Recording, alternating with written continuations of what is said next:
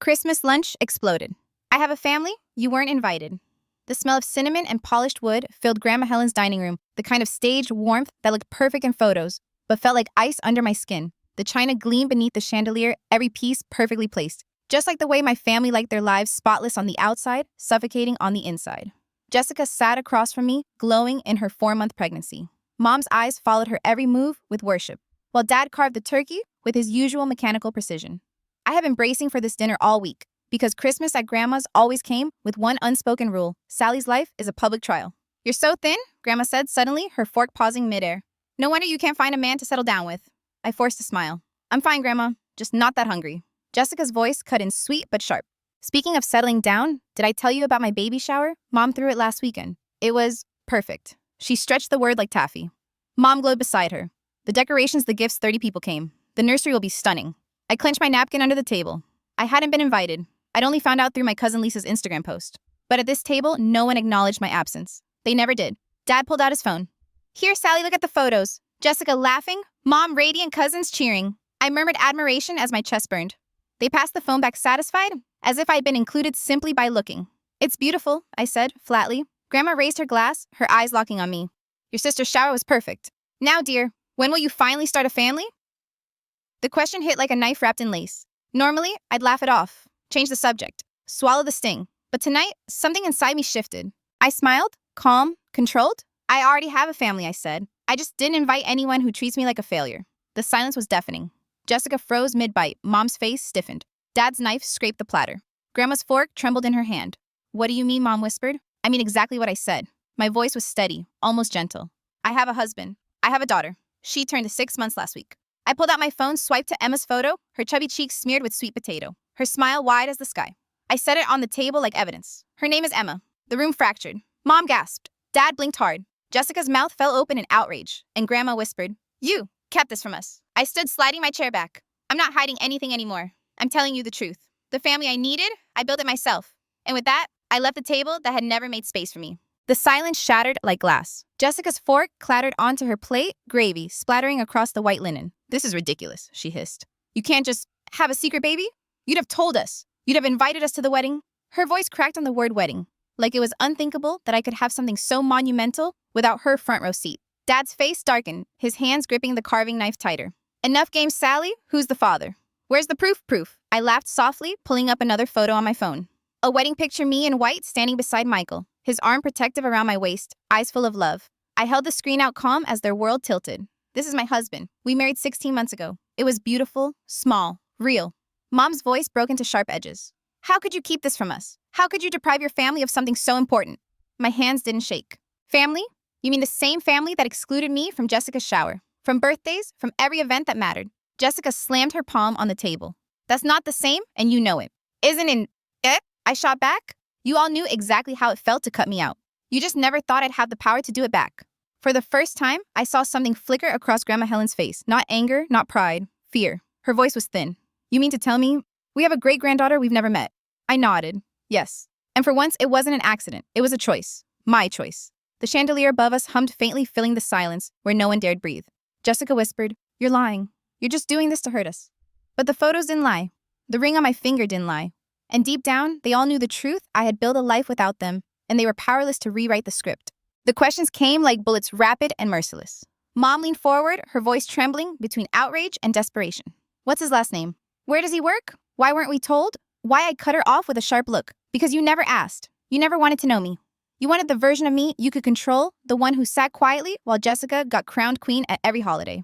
Dad's fist hit the table, rattling the wine glasses. "Don't twist this. You owe us answers. We're your parents." The word "oh" burned. I stared him down. "I don't owe you anything. Respect is earned, not demanded. And you never gave me the respect of treating me like a daughter who mattered." Jessica's cheeks flushed crimson. "You're insane? Do you even hear yourself? Keeping a baby hidden? A husband? That's cruel. You're punishing us." I almost laughed at the irony. "Punishing you. Jessica, you threw a baby shower with 30 guests and not one chair for me. You paraded your perfect life while mine was treated like a stain. I learned from the best." Grandma's hand shook as she set down her glass. "Sally, families make mistakes. But to shut us out like this, it's unnatural. It's wrong." "Wrong." I tilted my head. "What's wrong is raising a daughter in a house where love was conditional, where silence was a weapon, where I was a ghost, unless you needed me as the family disappointment. What's wrong Is pretending appearances matter more than people? The room went deadly quiet. For once, no one had a rehearsed line to fire back. Their eyes darted between each other, searching for someone to say what they all refused to admit, that I was right. Emma's photo still glowed on my phone screen between us, undeniable proof that I'd built something beautiful without their permission. Mom's voice softened, switching tactics. Sweetheart, don't do this. We only wanted what's best for you. We were hard on you because we cared. I felt the old reflex guilt, the urge to fold, but something inside me had snapped too cleanly to mend. If that was caring, Mom, then why do I still feel like I was never enough? Jessica reached across the table, her nails digging into the tablecloth. Fine, maybe we excluded you sometimes. But you could have told us. You should have let us in. You can't just rewrite history and make us the villains. I leaned back calm in a way that unsettled even me. I didn't rewrite anything. I just stopped letting you write my story. Dad pointed his knife at me like a gavel. You're ungrateful. We gave you everything. My laugh was sharp. Everything but acceptance. Everything but love without conditions. You wanted a copy of Jessica, and when I didn't fit the mold, you shoved me aside. The chandelier light caught on the silver in Grandma's hair as she whispered. If we'd known about Emma, we would have celebrated her. We would have been proud. Her words might have mattered once. Now they sounded like a lie told too late. I shook my head. No. You would have judged me just like always. And that's why I chose differently. For the first time, I wasn't the one shrinking at this table. They were. Their guilt was visible, heavy, making their forks idle, their eyes restless. The power had shifted, and we all knew it. Jessica slammed her hands on the table, rattling the silverware. You're unbelievable. You wait until Christmas dinner until Grandma is sitting here to drop this bomb on us. You've always been selfish, Sally, but this is cruel. Her voice cracked, high-pitched, shrill with desperation. I stared at her steady. Selfish, for keeping my own marriage and child safe from your judgment. You didn't invite me to your baby shower, Jess? You paraded photos in my face, knowing I wasn't welcome. And now I'm selfish because I stopped begging to be included. Her eyes widened, her mouth opening, but no words came out. Dad jumped in red, creeping up his neck. That's enough. You don't talk to your sister like that, and you don't disrespect this family. I turned toward him slowly. Respect, Dad. Do you even hear yourself? Respect isn't carving the turkey with perfect slices while your daughter sits invisible at your table. Respect isn't ignoring my milestones while bragging about Jessica's. Respect is unconditional. Something I never got from you. He slammed the knife down, the sound sharp, final. You're twisting everything. We wanted you to succeed. We pushed you because we believed you could do more than hide behind your computer. My chest tightened, but I forced the words out. No. You pushed because I wasn't what you wanted. You wanted a lawyer, a mother, a wife, someone who looked good in photos. And when I didn't fit that picture, you decided I wasn't worth pride. Do you know what that feels like, Dad? To be loved only if you perform. Mom's hand shook as she reached for her wine glass. Please stop this. You're tearing us apart. No, I said, voice low, calm, but cutting. I'm not tearing anything apart. I'm just showing you the cracks you've been painting over for years. You built this family image on appearances, on Jessica's perfection, on my silence. Tonight, I stopped being silent. Jessica's face twisted, tears streaking her mascara. You're jealous. That's all this is. Jealous because I had what you didn't. I leaned in close enough that she flinched. No, Jess. I'm angry. Angry that I begged for scraps of love while you were handed the feast. Angry that Mom and Dad let you shine by dimming me. Angry that Grandma kept her precious legacy alive by erasing mine. The chandelier flickered above us, or maybe it was just my own pulse pounding in my ears. For the first time in my life, I wasn't afraid of the explosion. I was the one who lit the match. The silence after my words was deafening. Not even the old clock on the wall dared to tick loudly. Everyone just sat frozen as if waiting for someone else to take the blame. Grandma Helen was the first to move. She set down her fork with trembling fingers, her gaze fixed on me. Sally, dear, you can't mean all that. Family is supposed to forgive, to endure. We didn't mean to hurt you. Her voice cracked on the last word, but I caught the flicker in her eyes. Fear not remorse. I exhaled slowly. You always say family is supposed to forgive. But tell me, Grandma, when was the last time you forgave me for simply being myself? She blinked rapidly, lips parting, but no sound coming out. Jessica sniffled loudly, dabbing at her ruined mascara. This is insane. You're turning Christmas into some kind of courtroom. It's not fair. I laughed bitter and sharp. Fair you think fair is 30 people celebrating your baby, while I find out through Instagram. You think fair is Mom pretending not to notice every time you cut me down? No, Jess. This is the first fair moment I've had in years. Dad cleared his throat, trying to steady the ship. We're done with this conversation. This is Christmas dinner. We won't entertain your tantrum. The word hit like a slap. Tantrum. That's what they always called it when I dared to push back. I felt my jaw tighten. You don't get to call the truth a tantrum just because it makes you uncomfortable. Mom finally spoke, her voice brittle. You misunderstood us. We just wanted the best for you. I turned to her. No, Mom. You wanted the best version of me, the one you could brag about. The one who ticked all your boxes. But you never wanted me. Her eyes filled with tears, but I didn't stop. I couldn't stop. Years of silence were pouring out all at once. For a long moment, nobody said a word. The decorations glittered as if mocking us, the perfect backdrop for a family fractured. Inside, I felt oddly calm. I had expected screaming, maybe even being thrown out. Instead, there was only stunned quiet. A silence that told me they knew deep down I wasn't lying. and that silence was louder than any apology they could have given. Jessica was the first to crack. She shoved back her chair, the legs screeching against the polished floor.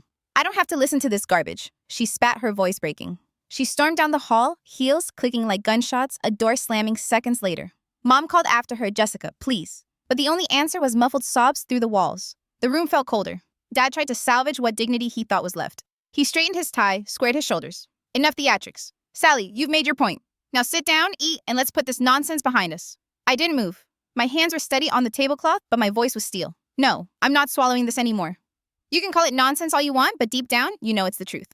His jaw clenched, the muscle twitching. For a second, I thought he might yell. Instead, he reached for the carving knife again, slicing into the turkey with mechanical precision, as if pretending nothing happened would stitch the cracks back together.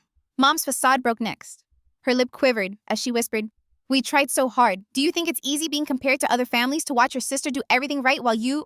She trailed off, choking on the words. I leaned forward. While I what Mom refused to perform for your approval. Built a life that didn't fit into your picture frames. Ask yourself, was I really the failure? Or were you afraid of admitting you didn't know how to love me as I was? Her hand flew to her mouth, stifling a sob. Tears streaked her makeup, the perfect Christmas mother crumbling before my eyes. And then Grandma Helen spoke. Her voice was quieter, but it cut deeper than all the shouting. Maybe she's right. The words hung in the air, heavier than the chandelier above us. Dad froze the knife, hovering mid-slice. Mom looked at her mother, in shock, betrayal etched on her face. Grandma set down her wine glass with a trembling hand. We've been cruel. We thought we were guiding her, but we were silencing her instead. And tonight, she reminded us of that. The mask had collapsed, the image of our perfect family shattered on the dining room floor. I pushed my chair back, slowly standing tall. For once, I wasn't the invisible one in the room. I reached into my purse, my fingers brushing against the cool glass of my phone. You want proof? I said, scanning their stunned faces. Here it is. With a few swipes, the photos filled the screen. I turned the phone toward them, the glow illuminating the table like a torch in the dark. A tiny girl sat in a high chair, cheeks smeared with mashed sweet potatoes, grinning with two perfect baby teeth. Her eyes blue, like mine, sparkled in the flash. This is Emma, I said softly, my voice steady even as my heart raced. She's 6 months old. She has her father's smile. And unfortunately, for all of you, my stubborn streak. Mom gasped, her hands flying to her chest. Tears spilled instantly, her voice trembling. Oh my God, she's beautiful. She's perfect. Dad leaned forward, squinting at the photo as though searching for flaws. His lips pressed into a thin line, but I saw the flicker of recognition, the resemblance he couldn't deny. Grandma Helen's wine glass tipped, spilling across the tablecloth. She didn't even notice. Her eyes glistened as she whispered, You had a baby, and we weren't there. I swiped to the next photo, my wedding day. Me in a simple white dress, radiant with joy, standing beside Michael, tall, dark-haired, the man whose love had taught me what family could really mean. His hand was around my waist, his smile warm and genuine. This, I continued, holding the phone higher, is Michael, my husband. We've been married for 16 months. A beautiful ceremony, small, intimate, surrounded by people who actually cared about us. Mom's tears turned into silent sobs. Dad sat back, stone-faced, gripping his knife so tightly his knuckles whitened. Jessica's door down the hall creaked open, her face pale and streaked with mascara. You married. You had a baby, she shrieked. Without us? That's insane. You can't just... I cut her off with a cold laugh. Can't I? You had a baby shower without me? You built a family story that didn't include me, so I built one without you. The room erupted with voices. Mom begging, Jessica screaming, Dad demanding answers. But over it all, Grandma's whisper cut through. She showed us the life we pushed her out of. For the first time in years, I felt taller, stronger, unshakable. Because they could no longer deny it while they were busy erasing me, I had built a family of my own. The table was no longer a Christmas dinner. It was a battlefield. Jessica's voice rose above the others, sharp and raw. You're cruel, Sally. You planned this. You waited until today just to humiliate us. To humiliate me. I turned toward her, my tone flat, unshaken. Humiliate you. Just humiliation is finding out about your baby shower through Instagram. Humiliation is being erased from every important moment in this family. Tonight isn't humiliation, it's truth. And truth hurts. She flinched as if I'd struck her. Mom reached across the table, desperation in her eyes. Please don't do this. We can fix it. We can make space for you again. I pulled my hand back before she could touch me. Make space. You don't make space for family, Mom. You include them from the beginning. You don't get to exile me for years and then offer scraps when you realize I've built a life without you. Dad slammed his fist onto the table, rattling the silverware. Enough. You're acting like some kind of victim. You're the one who shut us out. You're the one who lied, who hid everything. That's not family. I locked eyes with him, and for once, I didn't look away. No, Dad. What you just described, that's exactly what you did to me. You ignored me. You minimized me. You told me I wasn't enough. So I stopped giving you the power to decide my worth. The words landed hard. His face flushed, but he said nothing. Grandma's voice wavered as she spoke barely above a whisper. We thought we were shaping you, guiding you, but maybe we broke you instead. I stood slowly pushing my chair back. My legs were steady. My voice was calm. You didn't break me, Grandma. You tried. But I learned to build myself back up without you. Jessica choked out, "You're destroying this family." I glanced at her, then at Mom and Dad, their perfect image collapsing in real time. No, Jess. I didn't destroy this family. I just stopped carrying it on my back. The room fell silent again, but it wasn't the same silence as before. This one was heavy, suffocating, the sound of denial unraveling thread by thread. The chandelier light shimmered across the table, glinting off half-empty wine glasses and untouched plates of food. For a moment, it almost looked like the perfect holiday scene, if not for the silence so thick it pressed against my chest. I looked at each of them one by one, Jessica red-eyed and trembling, still clutching her napkin, like it could hold her together. Mom, her mascara streaked, reaching for me, but never quite closing the distance. Dad's stiff and rigid jaw clenched as though he could will this conversation away. And Grandma staring at Emma's photo, still glowing on my phone, like it was a relic from a life she'd been denied. I took a slow breath. You keep saying I destroyed this family, but what you don't understand is you destroyed it when you decided appearances mattered more than people. You destroyed it when you measured me against Jessica, instead of loving me for who I am. You destroyed it when you made me feel like a ghost at my own family table. Jessica whispered, "We're your blood." I met her eyes steady and unflinching. Blood isn't enough. Love is enough. Respect is enough. And none of you gave me either. Mom broke then, her sobs echoing through the room. Dad looked away, staring at the turkey like he could carve his way back into control. Grandma's lips moved silently. Maybe a prayer, maybe a plea. I slid my phone back into my purse and stood. My chair scraped loudly against the polished floor, the sound final like a gavel striking. My family, I said quietly but firmly, is waiting for me at home. A man who loves me, a child who lights up when she sees me, people who celebrate me instead of erase me. That's family. This, I gestured around the table at the crumbling facade, this is just DNA. And with that, I turned and walked toward the door. No one stopped me. No one followed. The only sound behind me was Jessica's muffled sobs and Mom's broken whisper. She really left. I stepped out into the winter night, the cold air biting my cheeks. But for the first time in years, I didn't feel numb. I felt free. Because sometimes the final blow isn't delivered with a scream or a slam. It's delivered with the simple act of walking away. It's strange how quiet life feels once the noise of constant judgment disappears. In the weeks after Christmas, the phone calls came in. Waves, missed calls, voicemails, texts shifting from anger to guilt to bargaining. I didn't answer. Not once. Jessica tried first. You ruined everything. Her messages began full of venom. But a week later, her tone softened. I can't stop thinking about what you said. Maybe you were right. Maybe I was cruel. It almost sounded like an apology, but I didn't reply. Mom's messages were longer, carefully worded, layered with guilt. Your grandmother can't sleep. I cry every night. Please don't punish us like this. Punish. That word made me laugh. I hadn't punished them. I'd simply remove myself from the role of scapegoat. Dad was the most predictable. Short clip texts, call me. This has gone far enough. Don't throw away your family over pride. Pride. As if pride was the reason I left and not years of being made to feel invisible. And then unexpectedly, Grandma Helen left a voicemail. Her voice sounded smaller, thinner, as though the weight of the years had finally settled on her shoulders. Sally, dear, I think you were right. We didn't see you. I want to. I'd like to meet Emma if you'll let me. That one I saved. I didn't call back, but I saved it.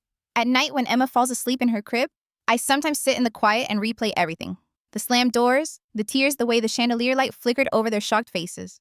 For once, I wasn't the one crumbling. I was the one who made them confront the truth. I don't know if I'll ever let them in again. Maybe one day Emma will ask about them, and I'll have to decide. But for now, the peace is worth more than any hollow reunion. Because here's the truth. I didn't lose a family that night. I gained myself. And sometimes that's the only legacy worth passing on. Thanks for watching and supporting long-form stories like this. If it resonated, please like, subscribe, and share your thoughts below. Have you ever had to set boundaries with family?